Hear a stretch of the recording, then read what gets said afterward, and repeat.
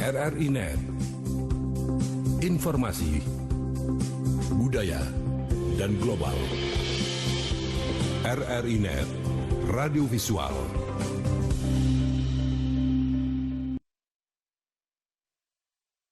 Radio visual. RRI Net, tonton yang Anda dengar. Di Pro 1, Pro 2, Pro 3, Pro 4, VOR.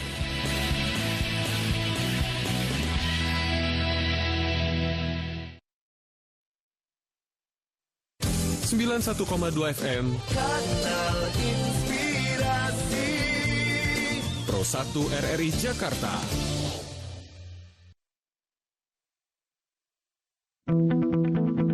Lintas Jakarta Sore Pro 1 Kanal Inspirasi. Instagram @RRI Pro 1 Jakarta. 91,2 FM Pro 1 RRI Jakarta. Terima kasih Anda masih bersama kami di Lintas Jakarta Sore. Dan tentunya juga terima kasih Anda masih menyaksikan kami melalui RRI Net. Seperti biasa, sore hari ini kita tentunya akan memperbincangkan banyak hal. Dan kali ini kami akan menyoroti mengenai aktivitas seni budaya dan pariwisata di tengah wabah COVID-19. Sepertinya banyak sekali para seniman juga yang merencanakan begitu banyak seperti pergelaran ataupun mereka memiliki satu acara yang memang harus dipentaskan. Tetapi dengan wabah ini tentunya banyak sekali pertimbangan ya yang harus diperhatikan. Ditemani oleh seorang pakar ya. Ini pakarnya nggak hanya dalam bidang kesehatan ya. Pakarnya dalam bidang apa saja nih? Cinta juga nggak nih ya? Iya, Dr. Fauzul Azim dari Jaringan Peduli Kesehatan Indonesia. Yeay. Dokter, apa kabar? Ya, ketampanannya di monitor ya. Ya, dokter, nanti kita akan bincang-bincang ya mengenai aktivitas seni, budaya, dan pariwisata di tengah wabah COVID-19. Tapi sebelum nanti kita menghubungi Bendoro Raden Ayu Iriana Pramastuti dari Puro Pakualaman, Yogyakarta. Nah, menurut hemat dokter bagaimana nih? Iya. Oke. Jadi kan kita sekarang lagi menghadapi kan? Iya, bisa didekatin. Nah, gini ya. Iya, baik. Okay. Baik, Mas Bugi. Sekarang dunia ini, bukan hanya Indonesia, kita sekarang lagi menghadapi wabah COVID-19. Iya. Bahkan WHO telah mengeluarkan status COVID-19 atau sepertinya vokalnya kecil sekali ya. Tes. Iya, sepertinya vokalnya kecil sekali.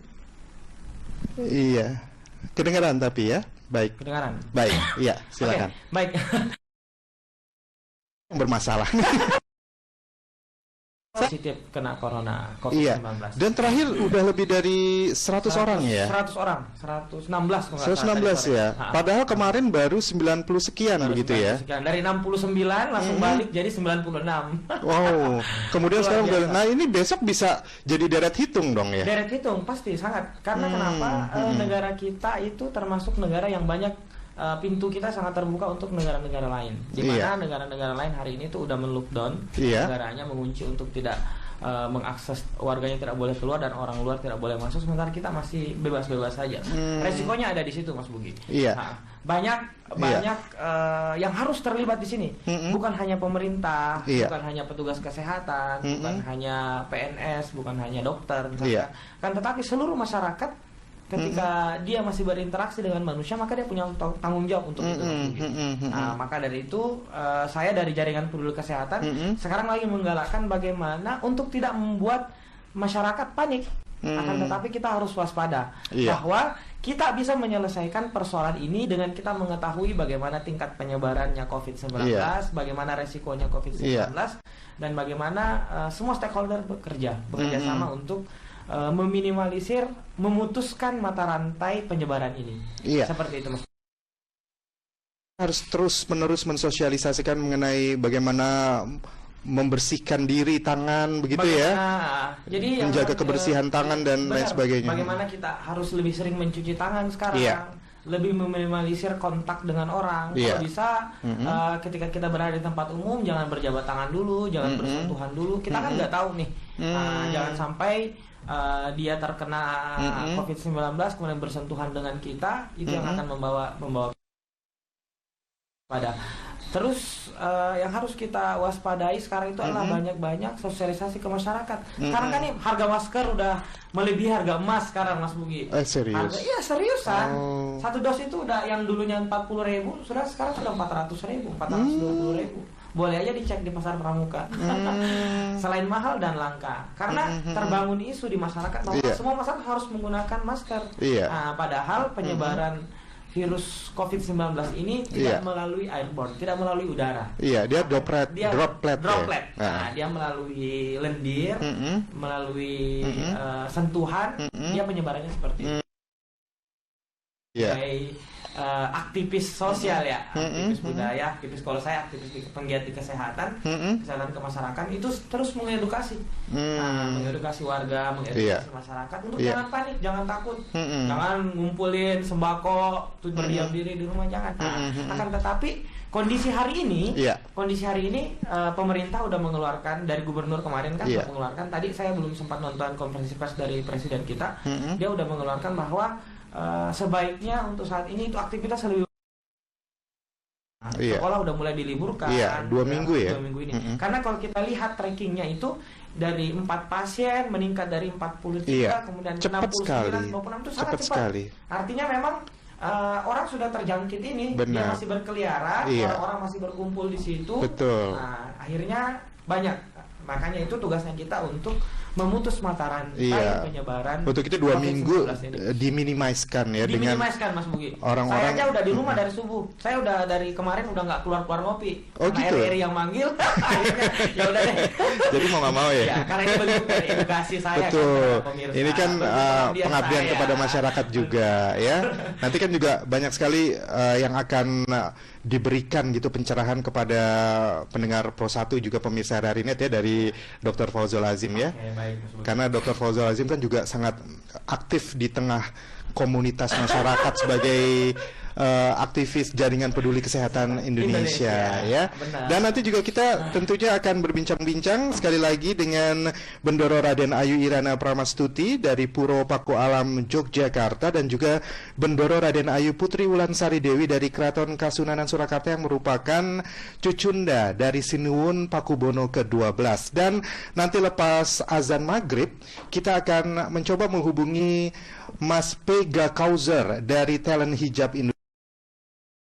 Talent Hijab Indonesia ya. Sore hari ini kita akan berbincang-bincang dari sisi dari sisi event organizer. Sebenarnya mereka apa sih yang harus mereka waspadai di tengah wabah COVID-19 ini.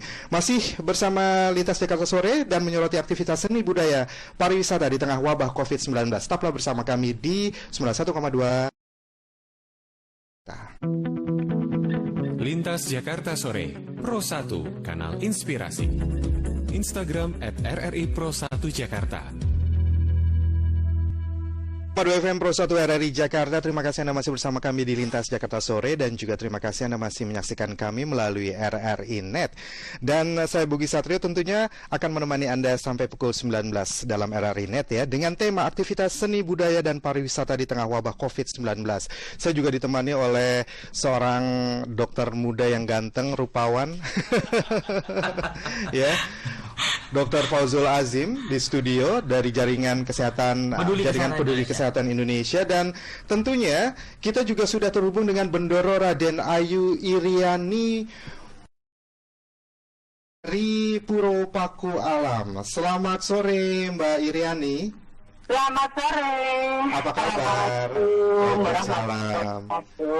Alhamdulillah. Salam Jogja istimewa Mas Bugi. Ya, salam Jogja istimewa ya. Iya. Gimana kabarnya di Jogja nih sehubungan dengan wabah COVID-19 yang sedang merebak di Indonesia? Iya, benar ya, meskipun di Yogyakarta juga sudah keluar ada instruksi gubernur.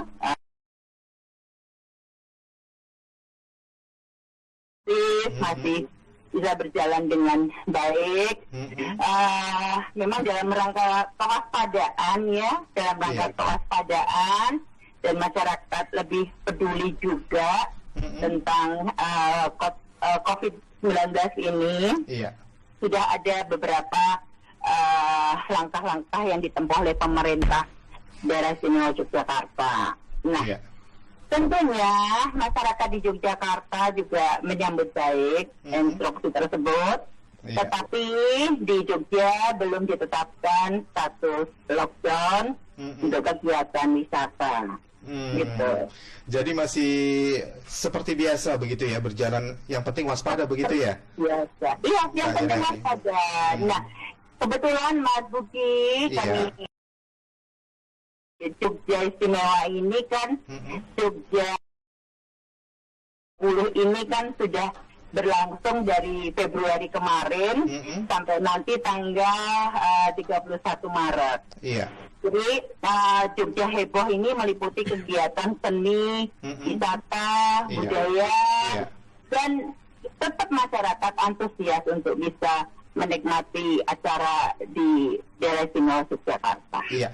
Ada penurunan turis nggak begitu dari turis lokal maupun mancanegara, Mbak Iriani? Kalau penurunan sih ada, tetapi tetap kami tetap secara tuan rumah yang baik itu, tapi tetap berjalan seperti sedia kala kok, tetap berjalan meskipun mungkin ada penurunan ya, meskipun diupayakan sebagai tuan rumah yang baik ya kan. Iya. Jogja orangnya ramah, sopan ya kan. Iya. Nah, tetap untuk wisatawan. Kemarin ada di Pawiro Taman itu juga gelar budaya di Pawiro Taman. Turis-turis asing juga menikmati itu. Turis-turis asing yang menginap di sekitar daerah Pawiro Taman. Iya. Jadi memang meskipun waspada, tetapi tidak panik begitu ya, Mbak Iriani ya? Iya. Tidak panik. Saya melihat memang supermarket juga buka seperti biasa. Panic buying ya.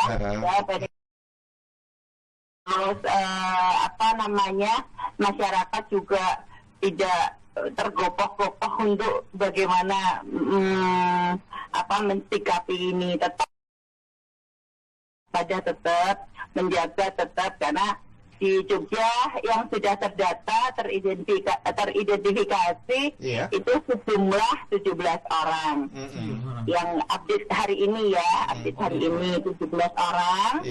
Satu positif, yang 11 orang negatif, yang 4 orang masih dalam tahap pemeriksaan. Iya. Nah, sementara di Puro Pakualam sendiri bagaimana nih, Mbak Iriani?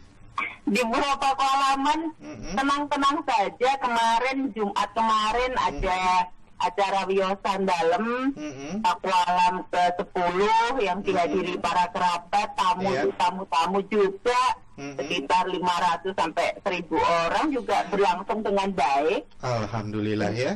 Alhamdulillah. Jadi masih under control begitu ya, Mbak Iriani ya? Iya, betul. Nah, untuk long term plan-nya dari Puro Pakualaman sendiri seperti apa nih? Ketika mungkin nanti, ya kita tidak menginginkan ya, tapi ketika mungkin kondisinya lebih bertambah begitu suspeknya, apa yang akan dilakukan nih, baik Jogjanya maupun dari Puro Pakualaman? Ya, kita berharap membaik ya, kita berharap seperti itu. Iya. Jangan membesar ya suspeknya ya, karena masyarakat Jogja mestinya sadar kan akan kesehatan diri dan masyarakat Jogja aware kok, dari masyarakatnya kan setiap hari bisa minum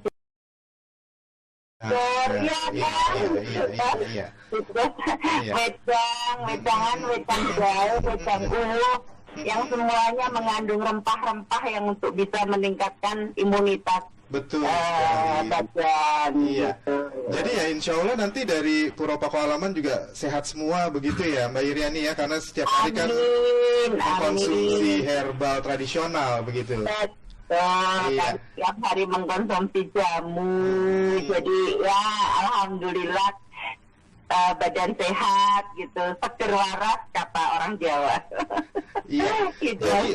Jadi untuk sementara ini tidak ada yang perlu dikhawatirkan ya, Mbak Iriani ya, terkait wabah COVID-19, meskipun seluruh warga diminta untuk waspada, tetapi aktivitas seni budaya dan pariwisatanya tidak terhalangi begitu ya, tidak terganggu ya. Ya, betul Mas Bugi, betul. Kami besok juga tanggal 22 akan mengadakan Gunung Kidul Beautiful, ya kan. Jadi ya tetap, karena masyarakat sadar, benar-benar sadar, karena ini memang juga pandemi, tetap waspada, tetapi menjaga dirinya sendiri, menjaga lingkungannya, itu dalam kesadaran penuh, insya Allah seperti itu warga masyarakat sini. Iya. Pemerintah daerah, kemudian Puro Pakualaman, kemudian juga mungkin lembaga swadaya lainnya juga selalu digiatkan ya? Ya, terpadu dengan baik. Terus ada himbauan-himbauan besok juga, mulai besok itu di rumah sakit untuk kunjungan ke rumah sakit juga dikurangi. Terus yang menunggu yang sakit pun juga dikurangi, sehingga kita meminimalisir lah gitu. Iya kan, meminimalisir untuk menyebarnya suspek COVID-19. Iya, ini seberapa besar pengaruh Puro Pakualaman nih di dalam sosialisasi untuk mengantisipasi wabah COVID-19, Mbak Iriani? Iya, insya Allah kalau kami sih dengan warga masyarakat, lingkungan sekitar yang kita sadar untuk bisa menjaga lingkungan, membuang sampah ada tempatnya, lalu sadar diri juga, ya kan, gitu, untuk ya pemakaian preventif untuk masker dan lain sebagainya. Ya kita lakukan sewajarnya itu. Sewajarnya, dan tidak ada kepanikan yang saya lihat. Kemarin kami dari tamu-tamu Pakualaman yang pada hari Jumat kemarin juga tidak menggunakan masker, salaman juga salaman, Kanjeng Gusti juga menerima salaman, ucapan selamat dari para tamu juga berjabat tangan gitu loh. Jadi tidak ada hal-hal yang apa ya namanya ya, membuat kepanikan yang terdramatisir apa ya namanya ya. Ya meskipun waspada tapi tetap tidak panik begitu ya, Mbak Iriani. Ya, Mbak Iriani, di sini di studio juga ada dokter dari Jaringan Peduli Kesehatan Indonesia, Dr. Fauzul Azim. Dr. Fauzul Azim, mungkin ada yang ingin ditanyakan. Selamat sore, dokter. Selamat sore, Mbak Iriani ya? Iya. Raden Ayu, Iriani Parmastuti. Oke, selamat sore, Mbak. Ya, selamat sore, dokter. Oke, Mbak. Kalau mungkin saya dari sebagai aktivis penggiat kesehatan ingin menyampaikan aja Mbak sedikit ada di Jogja, apalagi kasus COVID-19 di Jogja itu udah kita temukan, udah ada kan? Memang betul, sudah ada satu yang positif. Satu aja. Jadi yang pertama Mbak yang harus kita pahami bahwa penyebaran COVID-19 itu hari ini itu dari manusia ke manusia, itu yang pertama. Yang kedua, media penyebarannya itu dari droplet, dari liur atau dari saliva. Yang biasa menempel di tangan penderita atau dari bekas batuk atau bersin. Yang pertama. Yang ketiga itu yang harus kita waspadai adalah gejalanya itu yang pertama, yang kedua batuk, kemudian yang ketiga disertai dengan sesak napas. 3 gejala ini yang sering muncul. Oleh sebab itu, kalau kita dari Jaringan Peduli Kesehatan Indonesia itu selalu mengedukasi sama teman-teman penggiat aktivis sosial maupun budaya untuk preventifnya itu lebih ditingkatkan, Mbak. Misalkan setiap pengunjung itu kita sudah harus cek suhunya, itu yang pertama. Yang kedua, setiap pengunjung itu wajib mencuci tangannya dengan hand sanitizer. Itu kita sudah sediakan, sudah sediakan di pos penjagaan. Pos penjagaan, benar. Baik, ketika ada pengunjung atau warga yang ingin masuk di satu tempat, misalkan di Puro Pakualam, yang terindikasi suhunya demam, itu harus segera diisolasi. Nah, segera diisolasi dalam artian ditempatkan secara khusus di satu tempat dan tidak bersentuhan dengan masyarakat yang lain atau dengan pengunjung yang lain, Mbak. Nah, karena dengan meningkatnya angka kejadian hari ini itu salah satu penyebarannya itu di tempat keramaian. Nah, maka teman-teman yang event organizer atau teman-teman yang harus waspada, terutama itu cek suhu dan hand sanitizer. Ya, seperti itu, benar.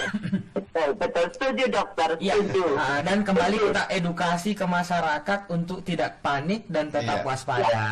Betul, dokter, betul. Dan penjagaan, kalau pemeriksaan suhu, kalau ada pengunjung yang masuk ke pura, pengunjung karyawan wajib kita periksakan suhu. Dan satu lagi, buat yang batuk maupun yang bersin itu harus wajib menggunakan masker. Benar. Jadi yang sehat nggak perlu. Kalau kita yang sehat itu nggak perlu menggunakan masker, akan tetapi yang sakit itu wajib menggunakan masker. Yang batuk dan bersin. Iya, setuju dokter. Wedang Jawa mahal ya di Jakarta, Mbak. Mbak Iriani, ini Dr. Fauzul Azim kan dari Makassar, dia mau jadi orang Jawa, dia mau jadi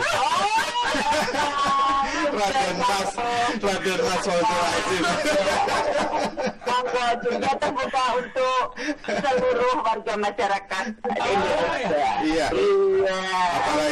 Apalagi Bendoro Raden Ayu Iriani Pramasuti sangat ramah begitu ya, pasti banyak. 16 April aku ke Jogja loh, Mas. Oh, 16 April. Nah, 16 sampai 18 April itu aku ada kegiatan di Jogja. Oke, silakan. Siap. Iya. Mbak Iriani, hand sanitizer di Jogja itu langka nggak sekarang, Mbak? Yang mana? Hand sanitizer enggak ya? Tetap tersedia dengan baik ya, dengan banyak gitu, cukup ya? Iya, cukup di apotek masih bisa terbeli. Iya. Masker juga cukup ya, tidak langka di pasaran ya? Masker tidak langka di pasaran dan tidak mahal juga seperti isu-isu. Jadi Jogja masih benar-benar under control dan warganya masih seperti biasa berkegiatan. Kalau Gubernur DKI Jakarta kan ini menghimbau ya, sudah keluar peraturan besok itu diliburkan selama 2 minggu begitu. Nah, kalau di Jogja tidak ada ya untuk plan seperti itu ya? Ya, kalau di Jogja ada himbauan, ada instruksi dari Universitas Gajah Mada. Oh, oke. Dapat 2 minggu ke depan untuk meliburkan kegiatan kampus.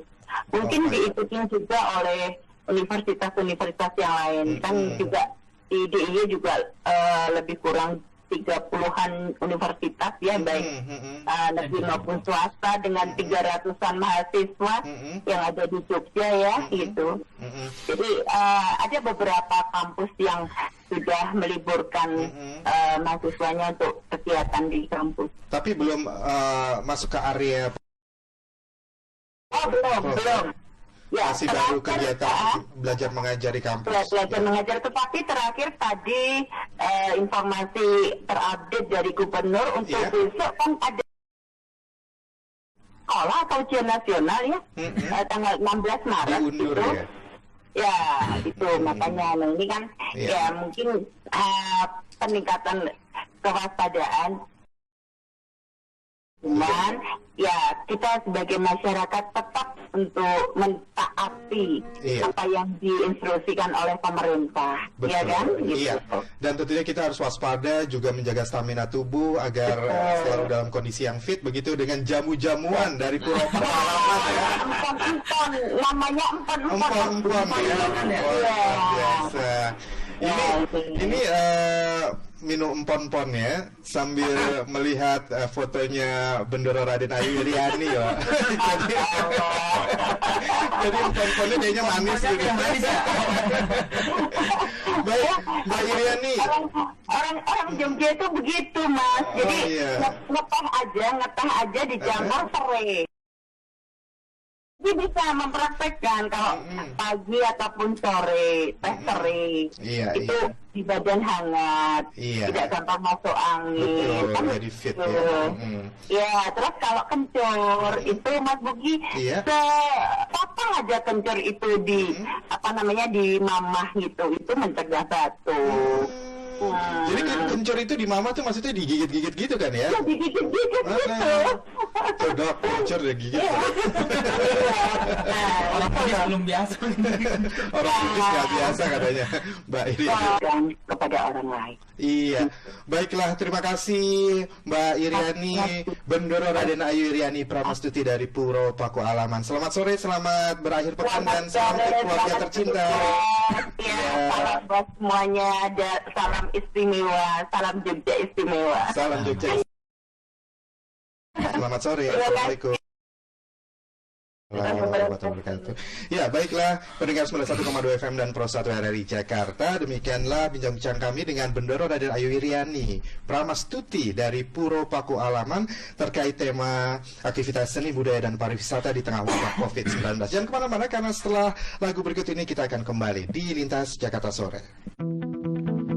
Lintas Jakarta Sore, Pro 1, Kanal Inspirasi. Instagram 91,2 FM Pro 1 RRI Jakarta. Terima kasih Anda masih bersama kami di Lintas Jakarta Sore. Dan terima kasih Anda masih menikmati siaran kami melalui RRI Net. Dan tentunya di studio saya masih ditemani oleh Dr. Fauzul Azim dari Jaringan Peduli Kesehatan Indonesia. Dan tadi kita sudah bincang-bincang dengan Bendoro Raden Ayu Iriani Pramastuti dari Puro Paku Alaman ya, Jogja. Nanti kita akan mencoba untuk menghubungi Bendoro Raden Ayu Putri Wulansari Dewi dari Kasunanan Surakarta, Cucunda dari Sinuwun Pakubono ke-12. Iya.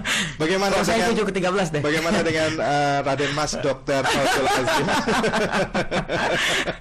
Ya, kayaknya ini yang lain pada darah biru, kita kamu darahnya darah ungu ya. Darah ungu ya, bajunya ya. Gimana melihat kondisi saat ini nih, ya, Dok? Kalau saya sih Mas Bugi, saya melihat dari awal munculnya ini Wuhan COVID-19 dan bagaimana Cina dengan cepat down negaranya, dan sampai hari ini saya dapat informasi bahwa Cina udah menyatakan bebas melepas masker dan beberapa kasus itu satu prestasi Mas Bugi. Dan apalagi kita sebenarnya kalau kita melihat kan kita harus mempertimbangkan dari segi ekonomi, dari segi bagaimana banyak faktor yang harus dipertimbangkan sampai negara atau kepala negara mengambil keputusan untuk lockdown. Tapi saya sebagai penggiat aktivis kesehatan Mas Bugi melihat memang tidak perlu kita melockdown, akan tetapi kita harus meminimalisir kontak manusia, kontak orang-orang yang banyak. Terutama kan kita nggak tahu nih, kita di pasar. Itu kayak bola salju begitu ya? Sangat-sangat kayak bola salju, ya? Mas Bugi. Karena kita bisa lihat angka kejadiannya itu meningkatnya kan seperti itu. Pak Menteri aja itu kena setelah di tracking kan perjalanannya itu seperti apa dari tanggal 1 kemarin sampai akhirnya dia dinyatakan kemarin sore itu positif COVID-19. Itu sudah harus kita waspadain. Berapa orang yang dalam pengawasan, kemudian berapa orang yang harus kita hindari. Kita sebenarnya masyarakat kita, budaya kita itu belum mampu menerima bahwa COVID-19 ini harus kita terima dalam artian kita harus mengakui bahwa kita ini berpotensi Mas Bugi. Apalagi Jakarta sudah ada, Depok Jakarta sudah banyak, udah berapa kasus. Harus mengakui bahwasanya kita ini adalah potensi terbesar terkena COVID-19. Oleh sebab itu kita harus mewaspadai diri kita. Nah, budaya sudah menutup semua tempat hiburan di Jakarta, tapi warga-warga Jakarta masih pada liburan ke puncak, ya kan? Nah, saya lihat tadi pagi di Twitter katanya 8 km itu macet jalan menuju puncak. Jadi mindset berpikir masyarakat itu memang kita harus sampaikan bahwa dengan ditutupnya tempat hiburan di Jakarta, bukan berarti kita menghabiskan akhir pekan kita itu di tempat lain. Karena kenapa? Di sana juga banyak orang berkumpul, interaksinya sama kita orang yang nggak kita kenal, pengawasan pengelolaannya mungkin tidak, screeningnya tidak ketat, tidak ada pemeriksaan suhu, tidak ada edukasi bagi yang batuk untuk menggunakan masker, tidak ada hand sanitizer yang ada di mana-mana. Itu edukasi-edukasi tersebut itu harus kita sampaikan. Karena kenapa? Kalau saya melihat Mas Bugi, yang mengetahui diri kita ini sehat dan diri kita sakit, jadi bagaimana perspektif diri kita, perspektif pemikiran kita sendiri. Kalau kita cuek, kalau kita kita sudah sampaikan nih bahwa faktor terbesar yang mempengaruhi manusia. Oleh sebab itu kita harus menghindari manusia, iya kan? Kita harus menghindari orang-orang. Semua ruang publik ditutup, disterilkan. Bahkan himbauan dari Dewan Masjid Indonesia pun untuk berkumpul di tempat ibadah ketika itu bukan hal yang sangat urgensi untuk ditiadakan dulu dalam 2 minggu ini. Karena harapannya kita dalam 2 minggu ini itu kita bisa memutus rantainya, Mas Bugi. Jadi yang ada, yang sudah kita awasin, yang sudah kita orang ODP, orang dalam pengawasan itu cukup, tidak perlu bertambah lagi. Karena orang dalam pengawasan pergi ke satu tempat, bertemu dengan orang-orang yang biasa-biasa, dan jadi tersangka lagi nanti. Nah, jadi oleh sebab itu tugasnya kita lah di sini. Tugasnya kita semua aktivis-aktivis penggiat sosial, penggiat-penggiat kesehatan untuk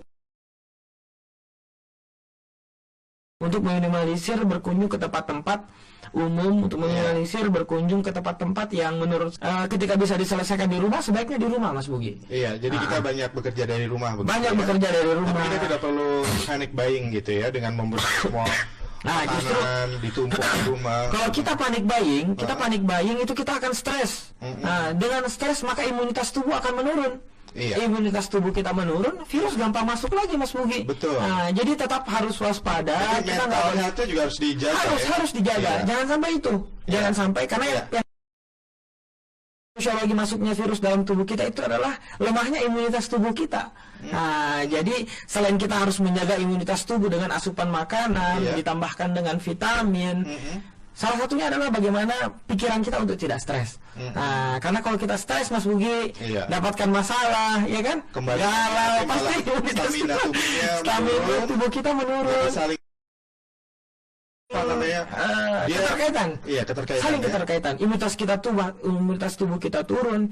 Kalau kita berada di tempat yang resiko penularan COVID-19 ada, maka kita berpotensi untuk menjadi tersangka. Nah ini juga ada kabar terbaru ya, dilansir dari liputan6.com ini, juru bicara pemerintah untuk penanganan COVID-19 Ahmad Yuryanto ini mengatakan bahwa pasien yang sebelumnya dinyatakan negatif coronavirus di Cianjur ini ternyata positif terinfeksi. Ya. Jadi memang kita harus waspada. Sebelumnya Gubernur Jawa Barat Ridwan Kamil menyatakan sebanyak 7 orang dinyatakan positif terpapar virus corona atau COVID-19 di wilayahnya.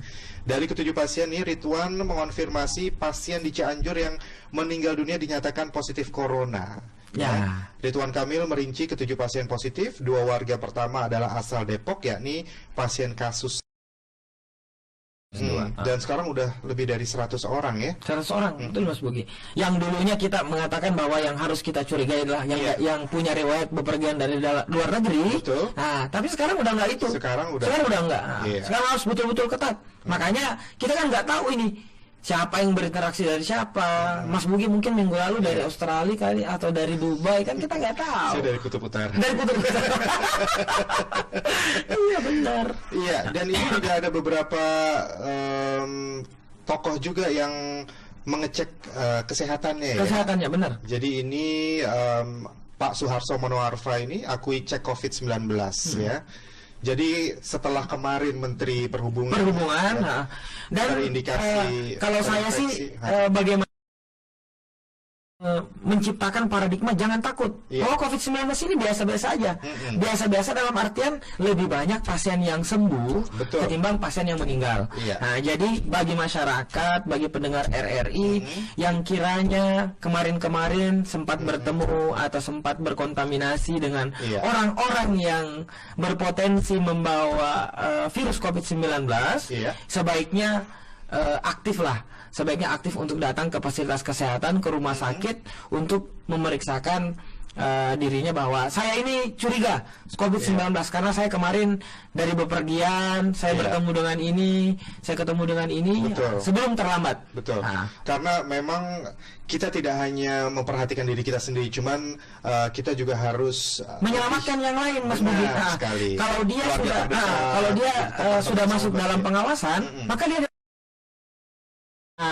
dengan cara diisolasi mata rantainya terputus. Semakin banyak kita dapatkan yang kita isolasi yang sudah akan menyebarkan virus COVID-19 ini, kita isolasi dengan harapan kita dapat memutus mata rantai itu. Tetapi kan saya tuh berpikirnya orang Indonesia itu belum sampai pada tahapan pemikiran seperti itu. Kebanyakan sih. Tapi entahlah, mudah-mudahan warga Jakarta hari apa nih yang akan dilakukan oleh Jaringan Peduli Kesehatan Indonesia ketika Pak dokter sendiri mengatakan bahwa orang Indonesia belum punya responsibility di dalam menjaga agar pandemi ini tidak meluas. Oke.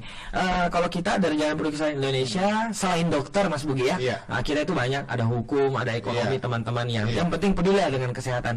Kalau menyampaikan sama teman-teman sejawat saya, kalian-kalian yang dari rumah sakit, kalian-kalian yang terkontaminasi dari 24 jam sehari, 10 jam itu di rumah sakit, sekalipun kalian tidak terpapar dengan pasien yang infeksius yang dicurigai dengan corona, maka kalian harus mewaspadai bahwasanya kalian itu sudah 50% akan terkena corona. Saya selalu sampaikan sama teman-teman, kita nggak boleh menutup diri. Dokter kita ini, tenaga-tenaga kesehatan itu orang yang paling besar. Karena tiap hari bersentuhan, tiap hari berada di situ dicurigai. Maka saya sampaikan sama teman-teman, jangan merasa takut. Ada gejala, silakan. Pemerintah kan hari ini itu juga harus dikarantina juga. Harus dikarantina. Siapapun, Mas Bugi, presiden hari ini pun ketika dia sudah menjadi orang dalam pengawasan, dia harus dikarantina. Jadi tidak melihat. Berarti benar-benar sebenarnya layer pertama adalah dokter itu harus benar-benar lebih melindungi diri ya. Lebih melindungi diri, Mas Bugi.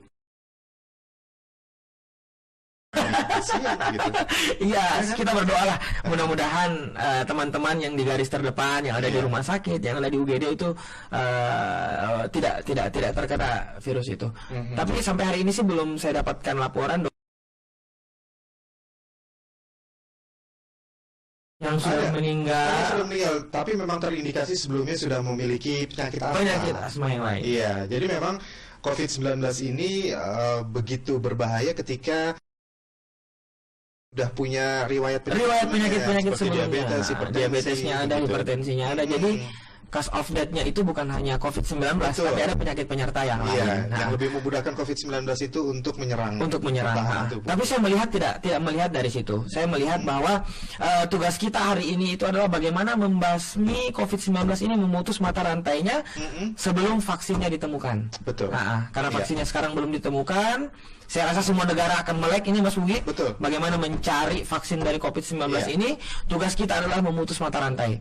Untuk memutus mata rantai, saya rasa media sosial hari ini tuh nggak ada yang membicarakan yang lain selain bagaimana membicarakan lockdown Indonesia, memutus mata rantai dari COVID-19 tersebut. Virus itu menyebar. Minimal kita sedikit mematikan virus tersebut dengan sabun, dengan adalah kapan kita harus cuci tangan. Kalau saya ditanya dengan pasien saya akan mengatakan sesering mungkin ketika kamu melihat keran air atau tempat cuci tangan, maka cuci tanganlah. Kapan digunakan hand sanitizer? Ketika kamu melihat hand sanitizer, datangilah dia, jenguklah dia, tekanlah dia, maka dia akan mengeluarkan cairannya dan kita akan memoles di tangan kita. Seperti itu. Bahasanya begitu ya. Datangilah dia, tekanlah dia. Ini Mas Bugi, di bawah tuh ada tuh. Jadi harus seperti itu. Dan di Jaringan Peduli Kesehatan Indonesia ini tentunya selalu melakukan sosialisasi ya. Selalu melakukan sosialisasi, Mas Bugi. Jadi kita punya salah satu media online namanya Japik News. Di situ salah satu kadernya itu adalah di SMA.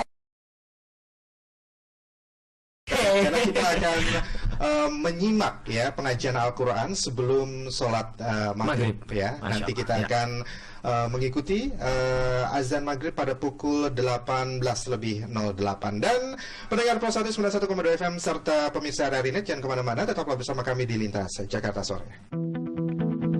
Lintas Jakarta Sore, Pro 1, kanal inspirasi. Instagram @RRI Pro 1 Jakarta.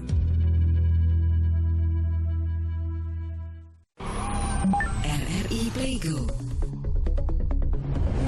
Dengan satu sentuhan, Anda bisa mengakses Pro 3, Suara Identitas Keindonesiaan, Voice of Indonesia, Channel 5, RRI Radio untuk mengakses jaringan RRI Radio Pro 1, Pro 2, Pro 4, RRI Net, tonton apa yang Anda dengar, RRI Online, RRI 30 Detik, Beyond, RRI Max, Editorial. Hanya dengan satu aplikasi, RRI Playgo.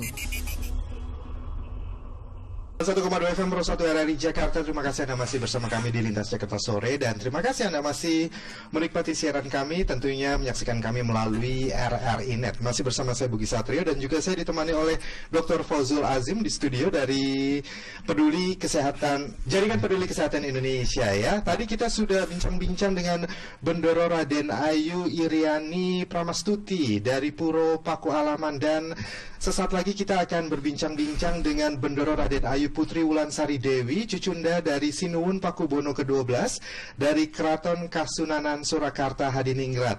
Selamat sore menjelang malam Mbak Putri.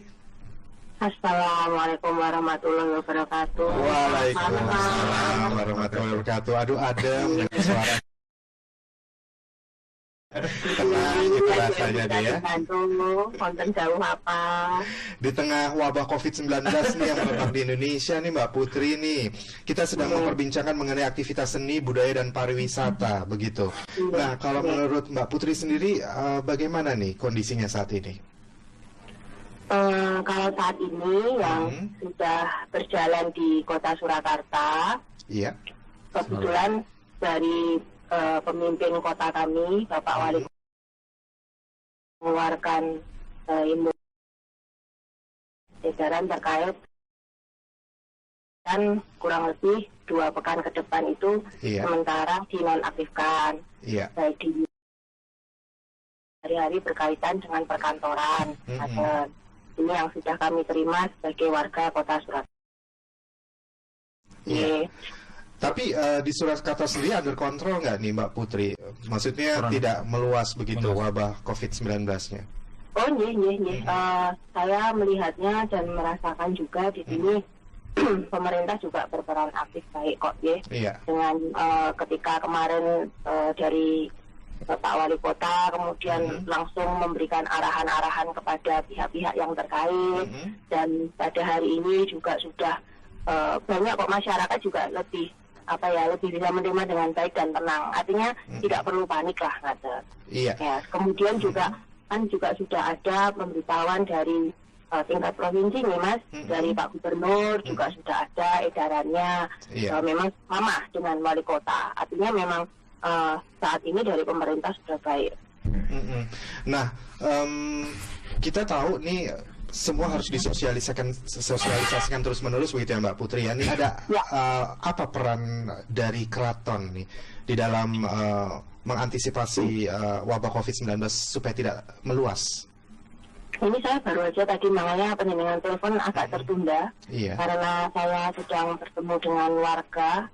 Kebetulan dari ibu-ibu ada PKK, ini RT RW juga sudah disosialisasikan terkait dengan pencegahannya, ataupun mungkin ya kita ada preventif ya Mas, dari cuci tangan, semua yang kita ikuti prosedur dari pemerintah berikan. Nah ini kan ada apalagi di Surakarta, kota pariwisata begitu ya, tourist destination. Nah ini ada sedikit gejolak nggak sih ketika pergelaran seni dan budaya tidak bisa dilakukan atau tidak bisa ada aktivitas yang tentunya banyak massa berkumpul di sana. Ini bagaimana Mbak Putri?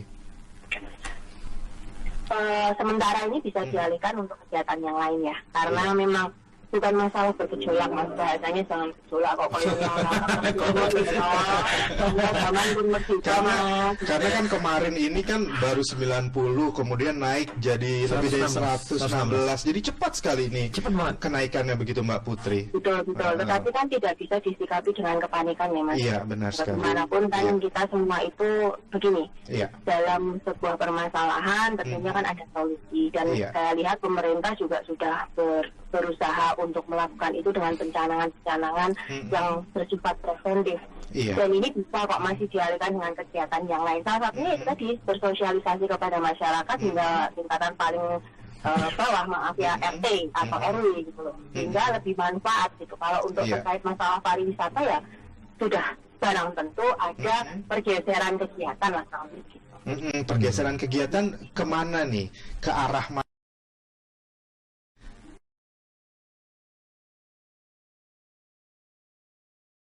Di tempat-tempat yang mungkin lebih skup kecil, atau mungkin di paguyuban itu saja, karena kan memang himbauannya kalau bisa itu tidak berkumpul di lebih dari 10 orang kan, Mas ya.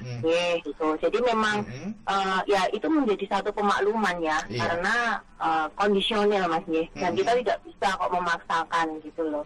Nah, kalau misalnya harus ada lockdown begitu ya, memang belum ada sih wacana ke arah sana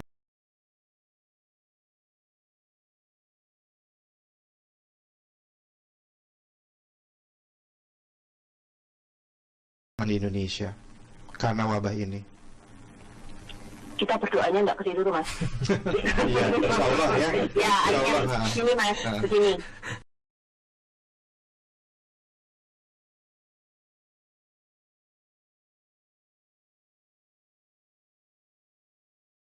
Analisa, kemudian dari pemerintah sendiri dengan dinas-dinas terkait, khususnya itu untuk kesehatan ya, dari rumah sakit, semuanya kan juga masih terus berkomunikasi, saling memberikan informasi, dan tentunya menjadi satu perhatian khusus betul, kan, karena memang sudah terjadi ada korban kan begitu.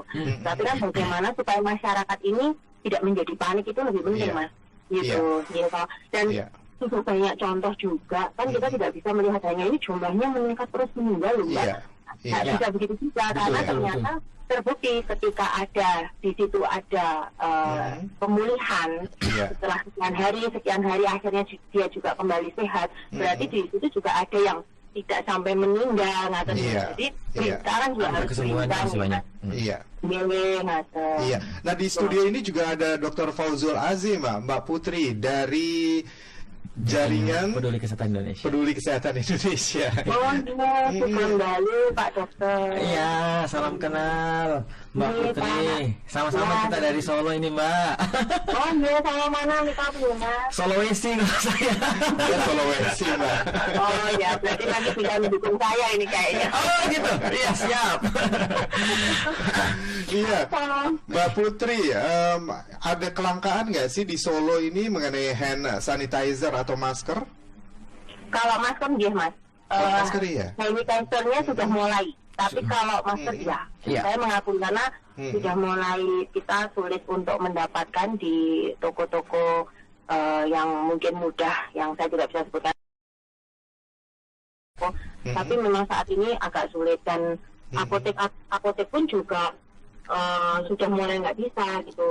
Juga ada beberapa warga masyarakat yang warga kita ini buat sendiri.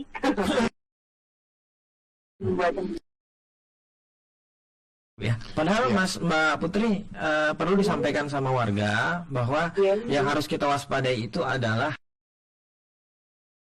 yang batuk saja. Yang kedua, COVID-19 itu tidak ditularkan melalui airborne, tidak ditularkan melalui udara, melalui droplet, melalui semprotan liur. Jadi semprotan dan liur. Ya, semprotan dan liur. Jadi orang yang batuk saja yang wajib untuk menggunakan masker. Kalau orang yang tidak ada gejala batuk, itu nggak perlu menggunakan masker. Akan tetap perlu kita edukasi sama masyarakat kita hari ini. Yang harus kita jaga itu adalah higienitas dari tangan kita. Jadi mungkin hand sanitizer, kemudian di tempat-tempat umum itu sudah harus dilakukan pengecekan suhu. Pengecekan suhu menggunakan termometer infrared kan. Jadi orang-orang itu dengan suhu udah demam, itu langsung diisolasi, langsung di screening. Jadi kalau saya sih dari relawan itu selalu bekerja sama dengan IO yang ingin mengadakan acara dalam jumlah yang banyak, itu kita di situ membantu men-screening untuk bagaimana memutus rantai penyebaran dari COVID-19 ini, Mbak. Seperti itu. Iya. Mbak Putri. Iya, bagaimana? Saya mau tanya Pak Dokter, belum ada obatnya sampai detik ini. Bisa kita lakukan adalah bagaimana memutus mata rantai COVID-19 yang penyebarannya itu dari manusia ke manusia. Sambil kita menunggu mudah-mudahan ada vaksin yang bisa ditemukan oleh WHO untuk bagaimana menangkal ini COVID-19. Akan tetapi Mbak, kalau kita bisa memutus mata rantainya, itu jauh lebih baik. Itu bisa kita lakukan yang sampai hari ini yang harus kita bisa lakukan seperti itu. Iya. Oke, baik Mbak Putri, ini tentunya peranan dari keraton begitu juga luar biasa ya, mensosialisasikan. Dan Mbak Putri sebagai cucunda dari Pakubono ke-12 juga selalu aktif. Tadi juga kami mencoba beberapa kali menghubungi Mbak Putri, masih sosialisasi ke masyarakat begitu ya Mbak Putri. Ya, Mbak Putri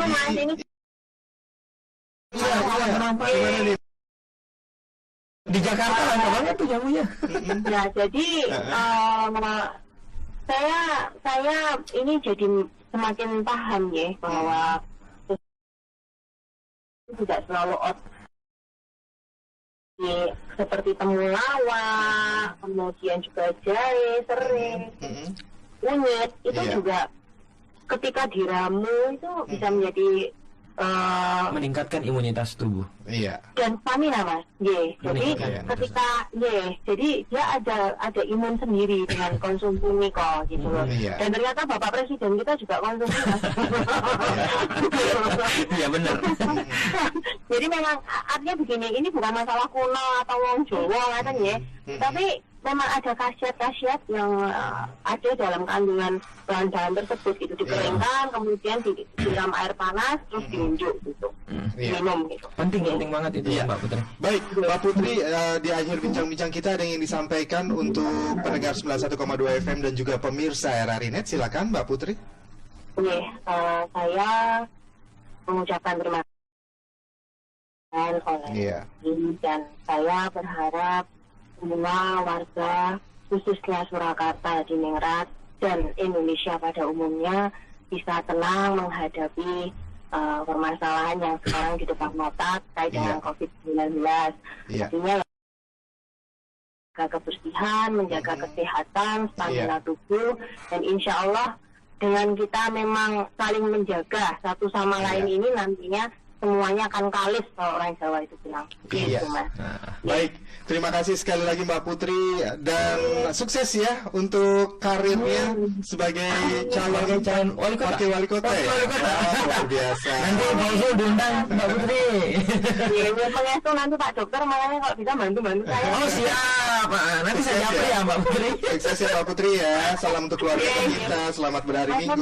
Assalamualaikum. Terima kasih. Waalaikumsalam warahmatullahi wabarakatuh. Iya, demikianlah bincang-bincang kami dengan Bendera Raden Ayu Putri Wulansari Dewi, cucunda dari Sinuhun Pakubono ke-12 dari Keraton Kasunanan Surakarta Hadiningrat. Dan kita masih ada satu narasumber lagi, yakni Mas Pega Kauser dari Talent Hijab Indonesia. Ya, kita akan mengetahui bagaimana perayaan atau selebrasi mengenai Talent Hijab Indonesia ini, dan tentunya kita juga pengen bincang-bincang ya, apakah seluruh peserta juga diberikan sosialisasi mengenai 19 ini. Ya. Baiklah, sudah terhubung. Selamat malam, Mas Pega. Halo, malam, Mas. Iya, apa kabar? Baru selesai nih acaranya Talent Hijab Indonesia atau masih berlangsung? Alhamdulillah baru selesai banget. Baru selesai banget ya. Baru buka kostum nih. Baik, baru buka kostum. Iya, Mas Pega, ini kan kita lagi concern ya, kita lagi benar-benar disibukkan dengan wabah COVID-19 ini ya, semua harus waspada begitu. Nah, bagaimana nih menurut Mas Pega aktivitas seni, budaya dan pariwisata di tengah wabah COVID-19 ini yang merebak di Indonesia? Bagi saya sih ya, yang paling terpenting adalah kembali lagi pada dirinya masing-masing, bagaimana cara menjaga kesehatannya diri sendiri gitu. Nah, memang virus kan kita lihat juga memang dari dulu sudah pernah ada gitu kan, tidak cuma COVID aja, baik itu flu burung kan pernah juga di Indonesia, SARS gitu ya, dan sebagainya gitu kan. Jadi mudah-mudahan dengan ada harus gitu kan. Namun berhubungan dengan pariwisata, seni dan sebagainya, tetap bagi saya sih untuk teman-teman di dunia seni gitu, karena aku kan di seni nih masih jadi memang tetap jangan malah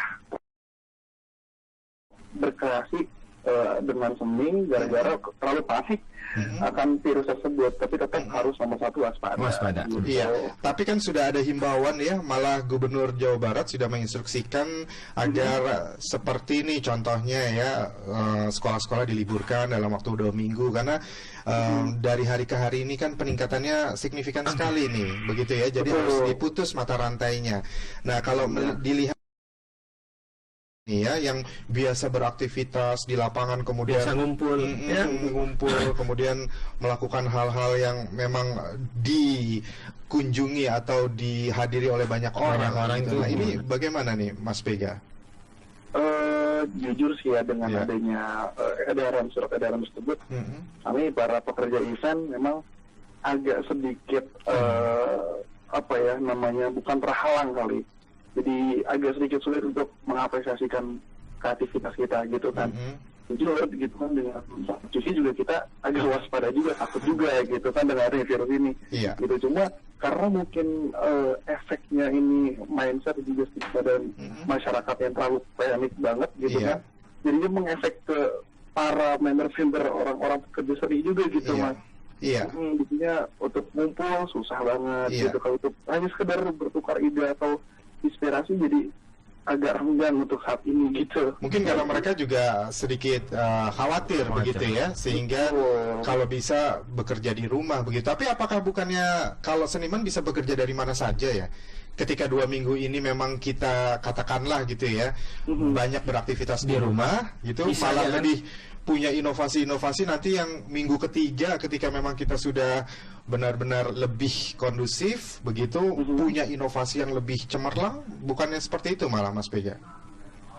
Seperti itu juga bisa sih sebetulnya gitu kan, namun untuk misalkannya I.O. lah gitu kan, itu akan sangat sulit sekali kan untuk persiapan dalam jangka waktu 2 minggu. Itu kan apalagi memang sudah dipersiapkan dari jauh-jauh hari, kemudian dengan adanya surat edaran tersebut nggak boleh ada keramaian, waduh itu jadi dibatalkan banget, jadi dibatalkan atau ditunda begitu ya. Betul. Jadi harus reschedule lagi begitu. Iya. Tapi Mas Pega optimis ya, ini keadaan akan lebih baik nanti ya di minggu-minggu berikutnya. Insya Allah gitu kan. Penting ada kerjasama, kesadaran daripada pemerintah, kemudian juga aspek-aspek lainnya, dan juga paling utama adalah diri kita sendiri sih, kembali lagi. Kemudian ada sosialisasi juga nggak sih seperti tadi Talent Hijab Indonesia ya? Sudah ada pemenang ya? Sudah ada pemenangnya. Nah, ini disosialisasikan juga nggak sih dengan para pemenangnya atau para pesertanya, supaya tidak lebih merebaknya kasus wabah ini gitu, COVID-19? Ada. Jadi memang kemarin sebelum acara kita hari ini juga kita sudah infokan gitu kan, bahwa memang di Jakarta sedang kurang sehat ibaratnya gitu, karena adanya virus ini kurang kondusif karena seperti itu. Nah, dengan seperti itu ya kita sosialisasikan kepada teman-teman gitu kan, ya pokoknya dari satu untuk menjaga kesehatannya diri masing-masing, kemudian kita selaku IO-nya ibaratnya gitu kan, IO-nya kita mengadakan beberapa safety kesehatan gitu, dari mulai pengecekan semua orang sampai semua. Jadi sebelum masuk ke ruangan ada pengecekan suhu tubuh begitu ya? Pengecekan suhu semuanya, dari mulai panitia, semuanya orang yang terlibat di dalamnya. Orang yang dalam gimana ya? Yang suhunya nah, alhamdulillah tadi nggak ada. Nggak ada ya? Kalau yang demam pastinya tidak boleh masuk begitu ya, kan sudah ada peraturannya ya. Betul, ada di derajat tertentu begitu. Betul. Baiklah. Juga, bagaimana? Ya, jadi juga mereka untuk semua orang untuk masuk ke dalam area acara diwajibkan sama kira untuk menggunakan hand sanitizer. Oh begitu. Iya, mewajibkan gitu. Oke. Ya. Baik Mas Pega, karena kami saat lagi akan menggabungkan diri dengan berita, ada yang ingin disampaikan di penghujung wawancara kita untuk pemirsa RRI Net atau pendengar 91,2 FM Pro 1 RRI Jakarta, silakan Mas. Ya, yang pertama banget sih, yang paling utama adalah semua audiens, semua pendengar jangan lupa terus dengerin RRI. Iya, terima kasih. Kemudian yang keduanya kalau itu yang paling utama, yang keduanya selalu jaga kesehatan dan selalu sadar diri akan kesehatan diri sendiri gitu. Iya, menyayangi diri kita, keluarga kita, orang-orang terdekat, sahabat, teman-teman ya. Karena kita nggak tahu siapa yang akan menularkan siapa begitu ya. Baiklah, terima kasih Mas Pega Kauzer dari Talent Hijab Indonesia. Semoga nanti di kemudian hari kita akan bisa bincang-bincang lagi lebih leluasa ya Mas ya. Amin, amin. Iya. Salam untuk keluarga tercinta. Amin. Iya, baik. Terima kasih. Selamat malam. 1 menit. Oke, menuju lintas Jakarta sore. Baik, kalau dari saya sebagai Ketua Bidang Mitigasi dan Bencana Jaringan Peduli Kesehatan Indonesia, Mas Budi, saya berharap komitmen dari RRI untuk tiap hari, tiap saat untuk mengingatkan bahwa yang bisa menyelesaikan COVID-19 ini adalah bukan hanya pemerintah, tapi semua. Kita semua itu harus berperan aktif, kita semua harus berperan mengingatkan sanak saudara, mengingatkan tetangga, dan kita harus patuh ketika pemerintah sudah mengambil sebuah keputusan. Ketika ada himbauan, saya rasa pemerintah itu melihat bagaimana kita mencegah, menyelamatkan nyawa hidup itu jauh lebih baik ketimbang kita hanya untuk berkumpul dan bersenang-senang. Fazul Azim yang sudah menyempatkan diri untuk hadir ya ke studio. Jangan bosan-bosan untuk menjadi bintang tamu. Amin, insyaallah. Pendengar Pro 191,2 FM dan juga pemirsa RRI Net, demikianlah bincang-bincang kami dengan berbagai narasumber dari tentunya berbagai segmen begitu ya. Tadi ada Bendoro Raden Ayu Iriani Pramastuti dari Puro Pakualaman Yogyakarta, kemudian ada Bendoro Raden Ayu Putri Wulansari Dewi dari Kasunanan Surakarta Hadiningrat, kemudian juga ada Mas Pega Kauzer dari Talent Hijab Indonesia, dan juga tentunya banyak sekali pencerahan dari Dr. Fazul Azim. Sekali lagi terima kasih, saya Bugi Satrio pamit, tapi jangan kemana-mana, tetaplah bersama kami di 91,2 FM Pro 1 RRI Jakarta. Lintas Jakarta Sore, Pro 1, Kanal Inspirasi. Instagram @RRI Pro 1 Jakarta.